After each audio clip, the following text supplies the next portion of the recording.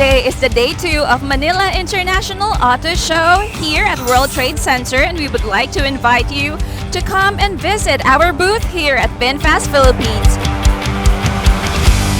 Sobrang ganda nung naisip nila na Creators Challenge. Nagkaroon ng platform yung mga Filipino artists para mapakita yung kung ano yung mga kaya nilang gawin. Congratulations, Mr. Warren Carlo, with his work, Lakbay!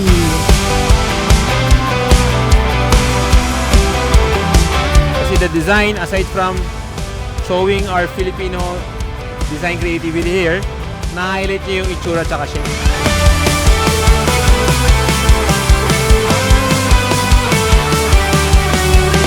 And I dedicate this to my Lola and Ate Camille.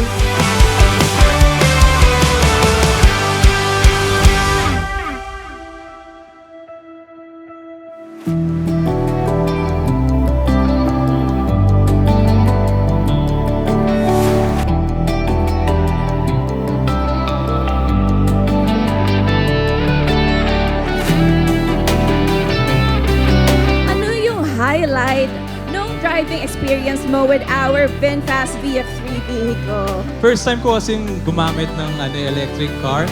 As a basketball player, matangkad ako. Akala ko maliit eh. So, nung ginamit ko siya, hindi siya mukha siyang maliit para sa akin. Sobrang tuwang-tuwa ako nung ginamit ko yung VF3. By converting to the electric vehicle na type, I get to save the earth a little help at a time. Yung pagtulong ko lang sa environment, yun yung pinakamalaking bagay pagka bumili tayo ng electric car. This one gave it a fresh look. It's a car that I would actually drive, you know. VinFast.